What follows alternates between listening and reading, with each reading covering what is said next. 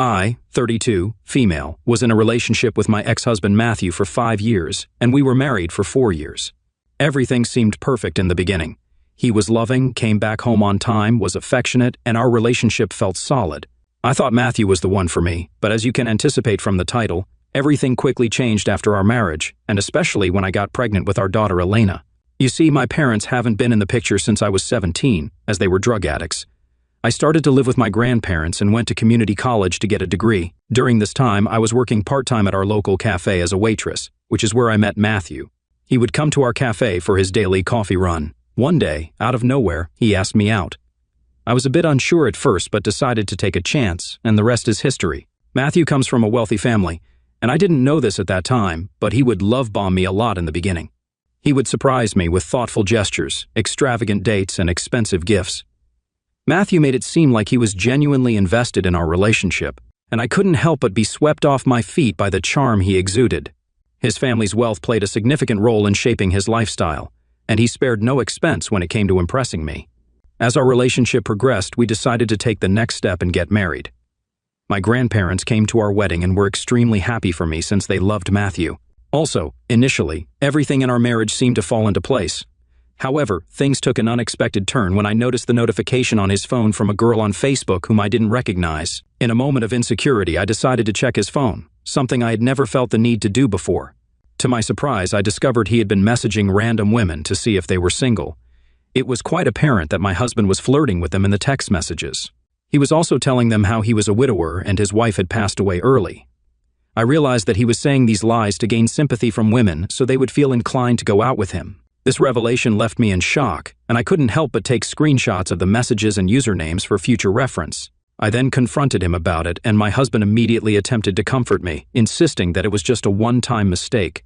In my emotional state, I couldn't help but ask if he had gone on dates or slept with other women. This question seemed to anger him, and he started shouting at me that I had no proof to accuse him of something like this. I felt bad hearing this since it was true that there was no sign that he had physically met with them. Matthew then told me that what I had done was an invasion of his privacy, and he was willing to forgive and forget as long as I let this thing go as well. Like a fool, I agreed, thinking that this might just be a one-time mistake.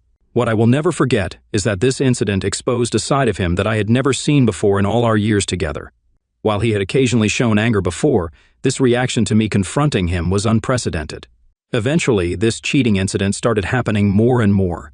Every time I would talk to him about it, hoping that he would change, he would continue lying and gaslighting me into staying with him. I have to admit that during that point in my life, I didn't even have the balls to leave him. I had no money or assets to my name. I knew that Matthew gave me a comfortable life despite his discrepancies, so I would try to convince myself, thinking that he was great in other aspects at least. I was so in love with him that I never mentioned his abuses to my own grandparents, even though they would sometimes feel like there was something wrong. I don't know why, but I just didn't want to admit to anyone that I was unhappy with him. When I got pregnant with Elena, I was over the moon to have a baby daughter. Matthew seemed unhappy when I broke the news to him, but I thought he would eventually come around. Unfortunately, things started to get worse from then. Being a first-time mother, I realized that I needed to start setting up a nursery for our baby, for which I needed funds. I tried talking to Matthew about it so we could go and shop for the baby together, but to my shock, he got really mad at me. He started calling me a gold digger and said that I was ruining his life. I was heartbroken hearing him accusing me suddenly like this. That night, I cried myself to sleep, worrying about my and my baby's future. I didn't know where to go if he decided to leave me, but the next day, Matthew acted like nothing had happened. He told me his mom would be coming and helping me out with the nursery. I was confused but agreed. When his mom came, she helped me out with everything but didn't really bother to check how I was doing. This is how his parents had always been. They somehow looked down on me for coming from a lonely family, and they expected me to take care of their son like a maid. Throughout my pregnancy, Matthew kept switching between acting normal and exploding in anger towards me. He would go on rants about how he felt stuck with me and how he wished the child was never born. I felt stuck and didn't know what to expect. It was too late now to terminate my pregnancy.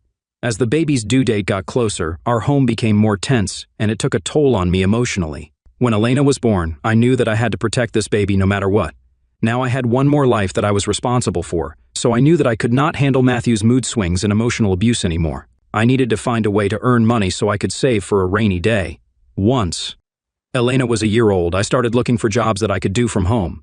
In my search for a more stable, reliable work-from-home opportunity, I came across a customer service position with a reputable company. The job involved handling customer inquiries and resolving issues remotely, allowing me to maintain a flexible schedule while taking care of Elena. This new job brought a sense of financial independence, but it also marked the beginning of more conflicts with Matthew. In the beginning, he forbade me from getting a job, saying that it was not needed, but I was determined and persisted. I told him how I was taking care of Elena and the rest of the household work.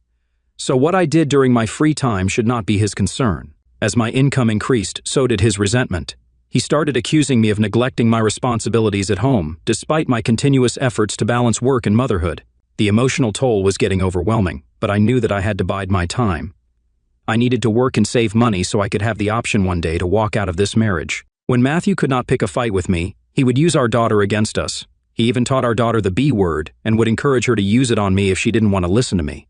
He knew the only way he could get to me was through my daughter, so he would spend a lot of time with her and pollute her mind about how I didn't love her enough and how he was the only parent she could depend on. Now, if you're thinking, why didn't I stop this?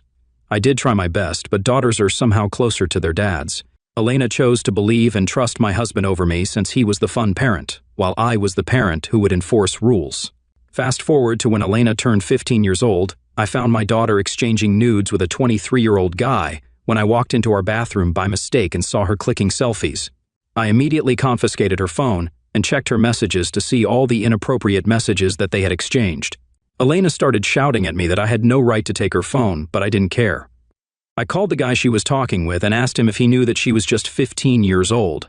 He seemed horrified hearing this and told me how my daughter had lied to him about her age, and he had proof about it. He then apologized and assured me that he would be deleting her chats and photos and would never contact her again. Hearing this, Elena started screaming at me about how horrible of a mother I was and how she wished I was dead. She abused me some more and then locked herself in her room. When Matthew came, I told him about everything, but he seemed surprisingly calm. I got suspicious and asked him why, as a father, he was not reacting. This is when Matthew revealed that he had known all along that she had been talking to a guy since Elena had shared with him about their relationship. He did say that he had no idea about the guy's age since Elena never mentioned that. I was shocked, to say the least, and started yelling at him about how he could let his 15-year-old daughter think it was okay for her to date a guy he had never even met.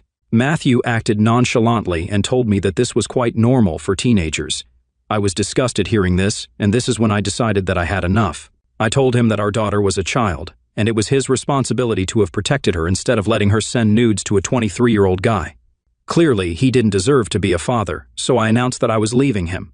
Matthew started saying how I was completely overreacting, that I was being a little too much. I didn't wait to hear more from him and walked upstairs to pack a bag for myself. By this time, I had saved up enough money to put a down payment on a place in my name, so I was not afraid to leave Matthew anymore. By this time, my grandparents had passed away, and they had left behind a small fortune for me, so I knew that I was ready to leave this man so I could protect my daughter. I told Elena to come with me, but to my surprise, she refused. I told her that I was leaving her dad and she needed to come with me. But Elena told me how I was the worst parent in the world for breaking up the family and that she preferred living with her dad, who could get her everything that she wanted rather than with me. I was at my wit's end and started pleading with her, telling her how she needed to be with me, but Elena refused. Matthew laughed in my face and told me to get out of his house since Elena had already made a decision to stay with him. Watching me walk out of his house, he taunted how the trash was finally taking itself out.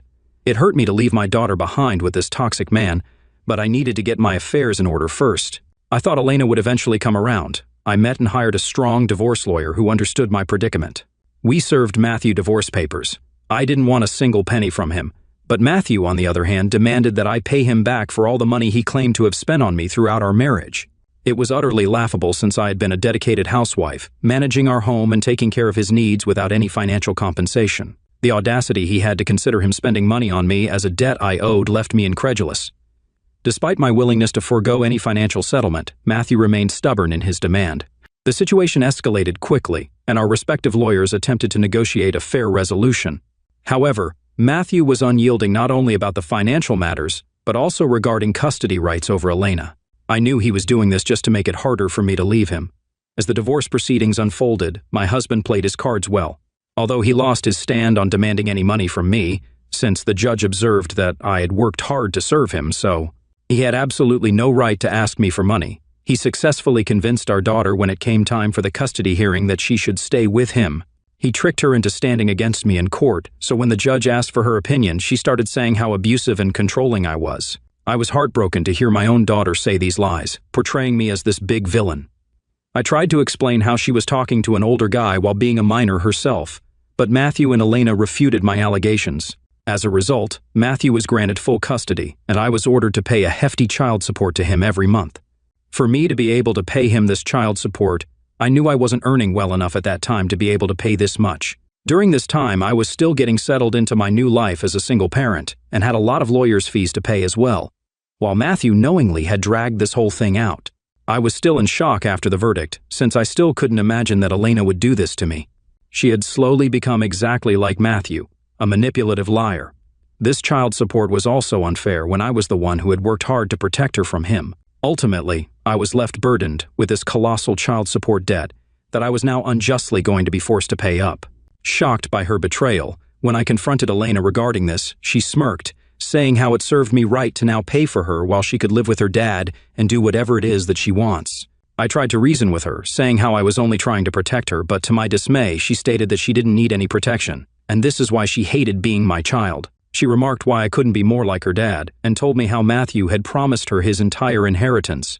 And in her eyes, that seemed to outweigh any loyalty to the mother who had loved and cared for her. I was shocked to hear her so casually admit this. From then on, I knew that I needed to cut off ties with her and Matthew. If this is what Elena wanted, then I was going to grant her wish. I have spent the last 3 years paying child support while going into debt, but making sure to not miss any child support payments since I didn't want to pay any fines or be dragged to court again until Elena turned 18 years old. Then, she was completely her dad's responsibility, and I was finally free. These last 3 years have been very, very hard on me, yet I have persevered. I have been promoted twice and earn quite well currently. I live alone in this flat quite peacefully. Throughout all this, neither Matthew nor Elena have tried to talk to me. Yesterday, while working from home, there was a ring on my doorbell. I opened the door to see Elena standing on my doorstep, looking distressed. My eyes widened in shock to see her. It had been 3 years since I had seen her face. She smiled at me politely and asked me if she could come in. Still in shock, I let her in. Elena looked uneasy as she entered my flat. The air was thick with tension, and I couldn't fathom why she would show up after 3 years of silence. She nervously sat down, and I cautiously took a seat across from her. After an awkward silence, Elena finally spoke up. She started by apologizing for her past actions, acknowledging the pain she had caused me when she was a teenager. Her eyes welled up as she began to share the details of her tumultuous relationship with Matthew, her father, for these last few years. Elena explained that Matthew had started dating shortly after our divorce. His new girlfriend didn't share the same affection for Elena. This would lead to constant clashes between the both of them. When her stepmother became pregnant, Matthew shifted his entire attention to his upcoming baby and forgot Elena completely. She slowly started realizing how awful of a parent he was. He didn't really care about any of her interests, and now that he had a brand new baby, he didn't bother about her at all. Recently, things escalated when the stepmother falsely accused Elena of trying to harm the baby, as Elena was jealous of her child. Elena told me how this was a blatant lie, but the stepmother somehow convinced Matthew to the point where he decided he wanted nothing to do with Elena anymore. She told me about the heated arguments, how Matthew told her to get out of his house, and the subsequent fallout. From her shaky voice and waterworks, it was clear that Elena was in a vulnerable position. She started pleading with me to let bygones be bygones and allow her back into my life, arguing that I owed it to her as a mother. My initial shock turned into a mixture of emotions, compassion, anger, confusion. It was difficult to digest the sudden twist of events. However, I couldn't ignore the years of hurt and betrayal. As she sat, tears streaming down her face, begging for support, I maintained my resolve. I reminded her of the debt she indirectly contributed to during my divorce proceedings, the lies she told for her father, and the toll it took on my life. I told her how hard I had to work to pay for her child support and the debt that I had accumulated as a result while she lived her best life with Matthew. With a polite smile, I told her that she wasn't welcome back into my life until she could somehow find a way to clear the debt. Elena started arguing, saying how she had no one else to ask for help. I told her it was none of my business and that she needed to get out of my house since I wanted nothing to do with her. She looked at me in shock, but I got up and opened the door for her. She walked out of my flat, still in disbelief. Although a part of me is okay with this decision due to the scars from the past that remind me of the pain she had inflicted on me during the custody battle and the subsequent years of child payments. There is also a small part of me that feels sorry for her. Am I the asshole aita for kicking my daughter out after she lied during our divorce proceedings and forced me into debt? Update 1, I read your comments, though there weren't many. I took every unta and aita into consideration. It has made me realize I need to have a serious chat with Matthew regarding Elena. It's sad that he is such a shitty person and was able to manipulate our daughter so much that she never maintained any contact with me. I also called Elena to find out where she's staying, and she told me she was at her boyfriend's place. I told her that I would talk to Matthew about it and make sure that this issue would be resolved. To everyone asking why I didn't ask my ex-husband for any money, it's because I honestly wanted nothing from him. When I made up my mind to leave him, I just wanted him out of my life, and he decided to manipulate our daughter into framing me as a villain. Since he abused me emotionally and financially, it was difficult for me and my lawyer to prove that. At this point, I honestly don't care, since I'm able to lead a comfortable life on my own without ever taking his help, which I'm proud of. Also, some of you have asked me why I didn't try fighting for custody again. Well, when your own child doesn't want to live with you and openly admits that she has chosen her father because of his wealth, how can you convince her? Unfortunately, fathers have more rights when it comes to children, and given my mental and, at the time, physical health, I didn't want to go back to court. Even when I was going into debt for paying the hefty child support, I didn't care and worked hard just to start leading a normal life again, away from Matthew. Update 2. Yesterday, I braced myself for a difficult conversation as I dialed Matthew's number, preparing to confront him about Elena's unexpected visit and the troubling revelations she shared. I plunged into the heart of the matter, recounting how Elena had turned up on my doorstep. Matthew's initial reaction was defensive. He claimed he was exhausted with both his wife and Elena clashing all the time. He even said he felt Elena was a danger to his new baby. I got really mad hearing all that. I reminded him that Elena was his own daughter, someone who always looked up to him and who even went as far as lying for him when he wanted her to. I told him he needed to treat her better, that he couldn't just push her away like that. I also told him that he had no proof that Elena had harmed his baby in any way, except for his new wife's words, and that he needed to start listening to Elena's side of the story as well. Though Matthew attempted to cling to his justifications, I sensed a glimmer of guilt flickering beneath the surface, a reluctant acknowledgement of his own failings as a father. Eventually, I got through to him. He apologized for kicking Elena out. I suggested he talk to his parents and ask if Elena could stay with them since she was crashing at her boyfriend's place. After some back and forth, he agreed to do so. I finally felt relieved. Today, Elena texted me, saying she's with her grandparents now. It's a small step forward, but at least she's in a safer and more stable situation. I told her that although we couldn't repair our relationship immediately, we could take small steps toward it. Update 3. It's been 4 months since my last update, and things have really changed for the better, especially between me and Elena. Surprisingly, Elena decided to move back in with Matthew after he apologized to her face-to-face. He also had a serious talk with his new wife, asking her to treat Elena better. Since then, things at Matthew's house have been calmer. There's more harmony in their place, and Elena seems happier and more confident. We did meet a few times, and although it is awkward, I understand that I need to forgive her for the past. Contrary to popular opinion, I haven't forgiven my ex-husband, nor am I back in contact with him. I had to talk to him last time for the sake of Elena, but that was it. I have been open to repairing my relationship with my daughter only since she has realized her mistakes. I'm proud of the person she's becoming. Every day, our relationship is getting stronger as we work through our issues and support each other. There are still challenges ahead, but I'm hopeful.